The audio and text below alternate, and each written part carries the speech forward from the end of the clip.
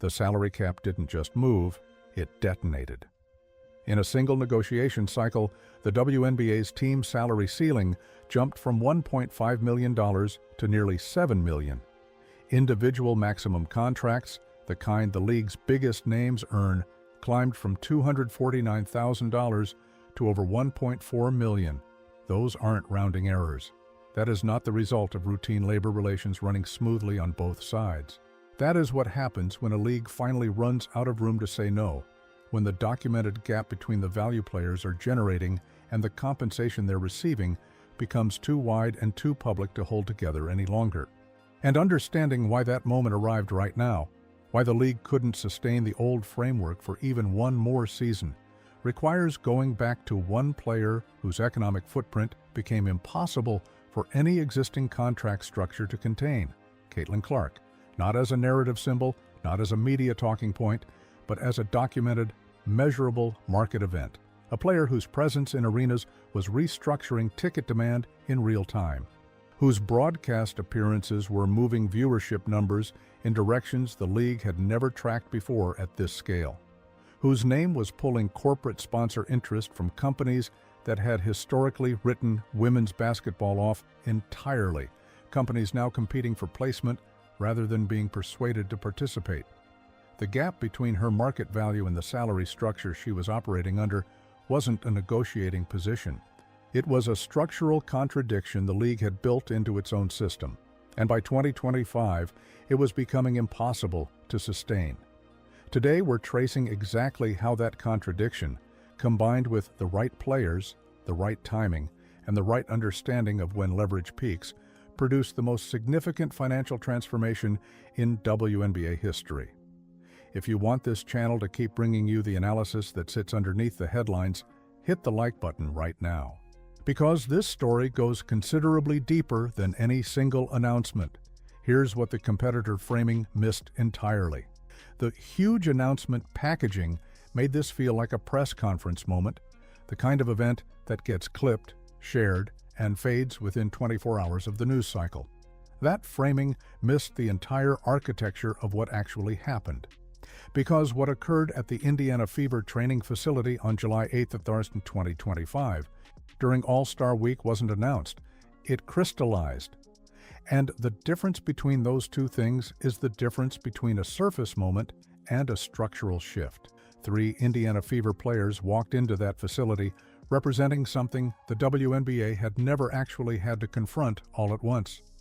A complete cross-section of the league's reality, its rising star, its institutional memory, and its future, all arriving at the same conclusion simultaneously, all recognizing, from completely different vantage points, that the system they were operating inside had stopped matching the league they were actually part of. Caitlin Clark represented the economic dimension of this story in a way that required no speculation, not cultural influence, not media attention, quantifiable, documentable market impact. Arenas were selling out around her schedule. Networks were adjusting programming decisions around the viewership data she was generating.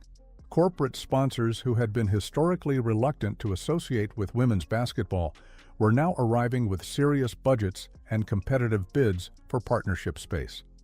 That kind of measurable impact was operating inside a salary framework designed for a league a fraction of its current size, a structure built for a quieter, smaller version of the WNBA that no longer existed by any metric anyone was tracking. Sophie Cunningham brought something just as critical, but from the opposite end of the experience spectrum. She had lived through the version of the league where players were expected to perform at elite levels while managing financial realities most fans never see. The overseas dynamic, Turkey, Australia, China, European leagues, wasn't adventure or professional development for Cunningham or the majority of players navigating the same reality. It was financial survival.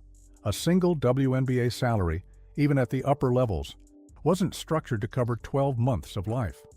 So players packed their bags after the American season ended and flew to foreign leagues during what should have been their physical recovery period.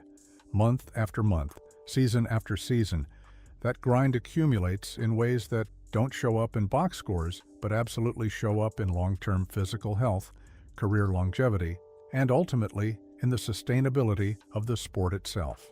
When Cunningham speaks about the gaps in the system, she isn't making an argument from projection. She is reporting from inside a lived experience that stretched across years of navigating exactly those gaps. And then there was Lexie Hull, the element of this story that most analysis glosses over, which is precisely why it matters.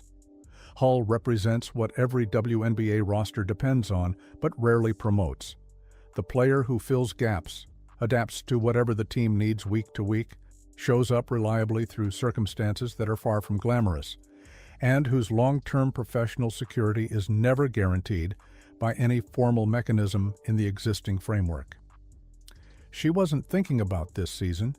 She was thinking about whether the league she was investing her career into would actually be sustainable for players at her level in 5 years.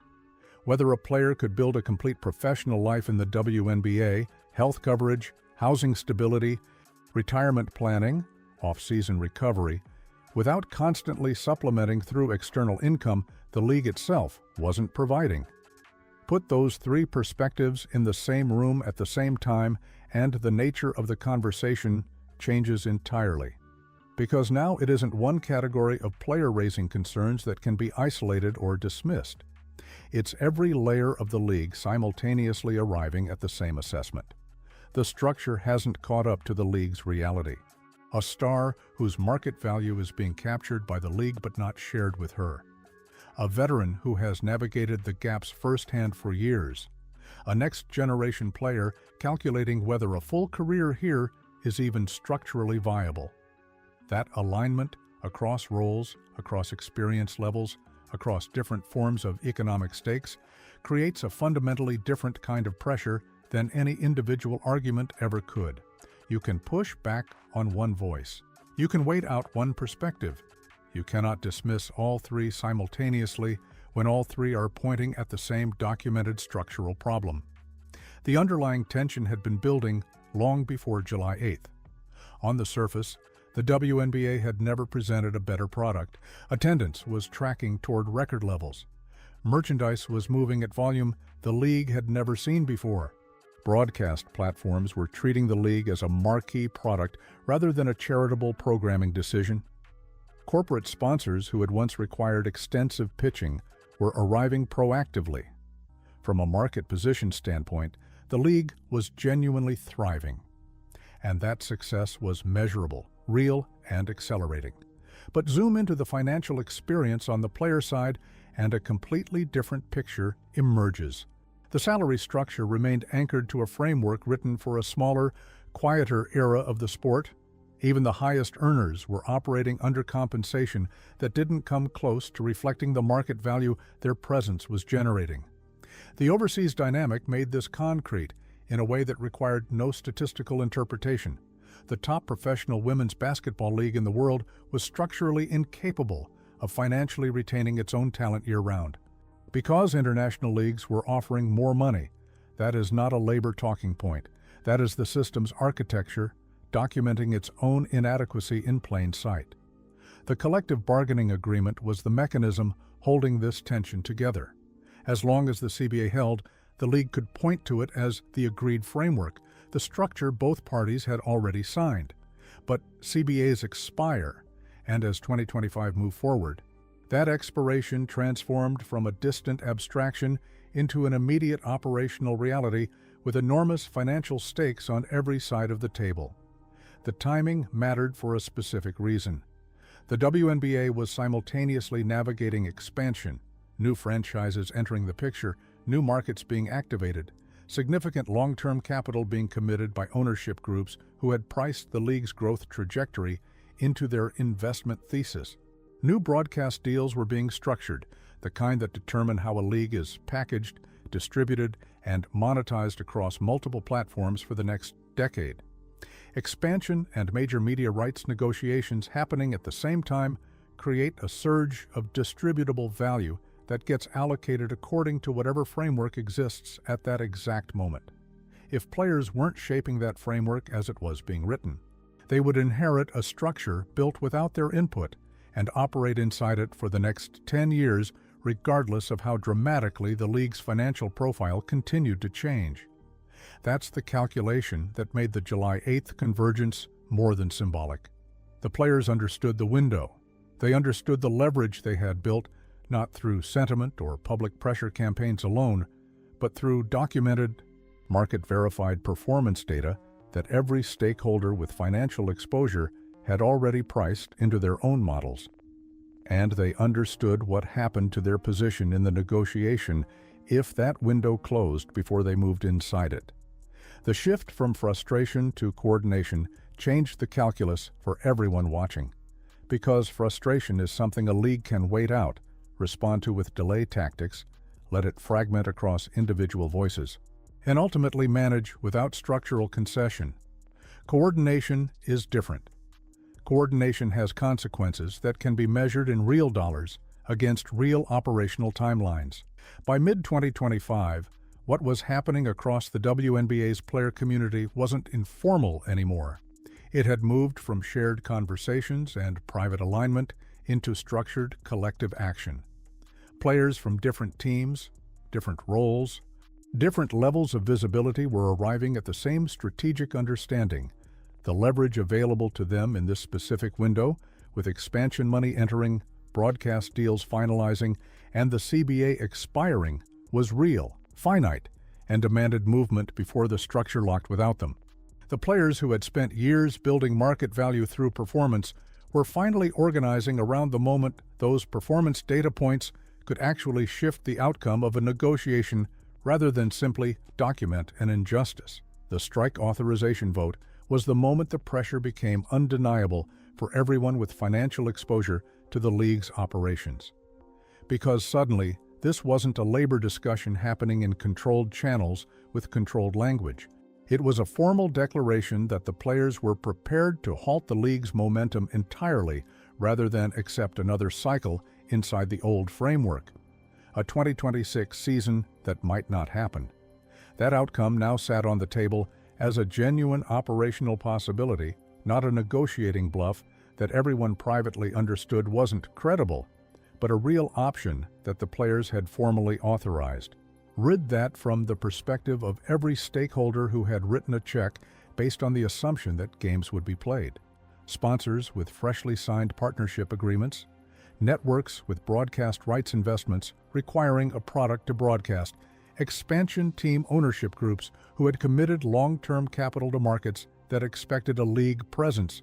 The leverage the players had built through years of documented market performance was now being operationalized in a way that could be priced directly against real financial exposure, and every party at the table knew it. What question do you think actually moved the needle in those 100-plus hours of negotiations? Was it the strike authorization, the broadcast deal pressure, or something else the league office couldn't ignore? Drop your read in the comments below. Because understanding what actually shifted the outcome tells you everything about what to watch in the next round of negotiations. The league office's response, or more precisely, the extended absence of one, made the situation significantly worse. When players at Nafisa Collier's level began openly questioning whether leadership understood the moment the WNBA was operating in Ike, that signal doesn't function as a dramatic headline for a day and disappear. It compounds. Every day without a credible, substantive response from the league office amplified the sense that the players' structural argument wasn't just valid, it was going unanswered at the institutional level. The silence wasn't neutral. It was interpreted correctly as an inability to mount a convincing counter-narrative to what the players were publicly documenting. The negotiation that followed was not a standard labor discussion. Over 100 hours of formal sessions in New York stretched across weeks that converted into months, proposal after proposal, adjustment after adjustment, every number on the table carrying the accumulated weight of years of documented imbalance and a once-in-a-generation window of genuine collective leverage. The outcome was never structurally certain for most of that process. Both sides held positions with enough resolve that a collapsed 2026 season remained a real possibility deep into the negotiations. The tension wasn't performative. The stakes weren't exaggerated.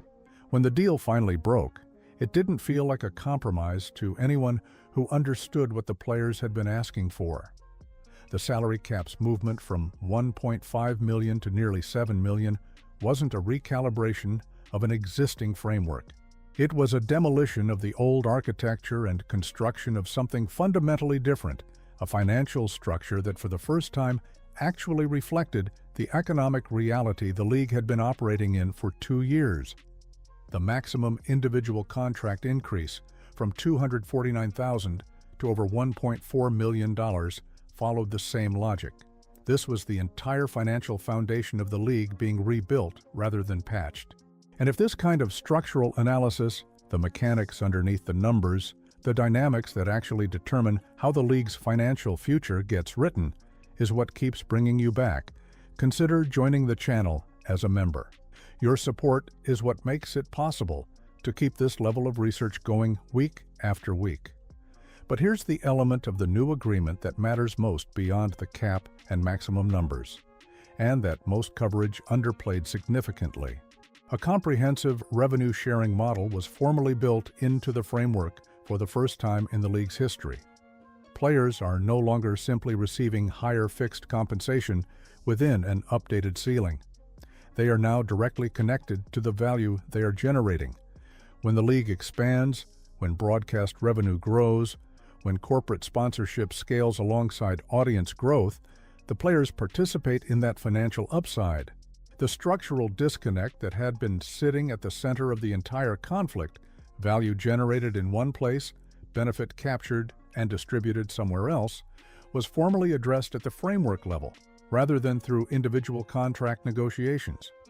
The non-salary provisions complete the picture of how comprehensive this reset actually was. Charter flights, previously subject to negotiation and renegotiation with uncertain continuity, are now formally codified as a right, rather than a benefit. Housing protections were strengthened, providing players with greater stability in the markets they represent. Retirement benefits expanded meaningfully, creating pathways that extend beyond the active career window rather than ending when a player's competitive years do. These provisions don't generate the same immediate attention as salary cap figures, but they're what determines whether the WNBA is a league. Players can build a genuine professional life within versus one they survive and financially supplement through overseas income streams the entire time they're playing in it. Now share this video with someone who thinks they already understand what happened in this negotiation, because the headline version got the number right but missed the entire structural transformation underneath it. Here's the broader picture that the WNBA story opens up when you step back far enough to see it. What happened in this negotiation doesn't stay inside one league. It sends a signal that women's professional sports globally are still processing. Soccer's fight for pay equity played out through legal challenges and sustained public campaigns that took years to produce structural change. Tennis moved these conversations earlier than most sports, opening the door to prize money equality, but the conversation didn't stop there. It evolved into sponsorships, scheduling, broadcast allocation, and long-term institutional support, track and field, Olympic disciplines, international leagues across multiple categories. The same core pattern repeats across all of them. Growth on one side and compensation structures struggling to keep pace on the other. What made the WNBA moment distinct was its timing, its documentation, and the specificity of the leverage the players had assembled. This didn't happen during a developmental phase of the league. It happened at the measurable peak of growth, packed arenas, record viewership, major broadcast commitments, corporate sponsors competing for placement in a sport they had historically undervalued. The leverage wasn't borrowed from moral arguments alone or from historical precedent. It was grounded in real-time market data that no party at the negotiating table could credibly dispute. Clark, Cunningham, and Hull represented, in that July 8th training facility visit, a convergence the league's old architecture wasn't designed to survive intact, quantifiable star power whose market impact could be measured in broadcast ratings and ticket demand. institutional credibility built through years of first-hand experience with the system's gaps, and a forward-looking perspective from the generation that would inherit whatever structure got written next. That convergence didn't just produce a better contract, it produced proof. Proof that player alignment, properly timed, can reshape the financial structure of a professional league in ways that were genuinely considered out of reach 12 months earlier. The real question going forward isn't whether this was a significant breakthrough. By any objective measure, it was. The real question is whether the system continues evolving at the speed the league is growing, or whether leadership treats this agreement as the ceiling rather than the foundation it's meant to represent. Every expansion franchise decision, every broadcast rights renegotiation, every future CBA cycle will now be measured against what just happened in those New York sessions. The players have already proven they can shape those outcomes at the highest level. Whether the league continues to match that energy or retreats into the familiar dynamics of the pre-2025 structure under pressure, that's the chapter still being written. Subscribe to this channel and turn on notifications right now. The next piece of this story involves how expansion teams navigate the new salary floor, how international broadcast deals interact with the revenue sharing model, and whether the league's off-season structure actually changes in ways that eliminate the overseas financial dependency entirely. The pieces are already moving. You're going to want to understand them before everyone else does.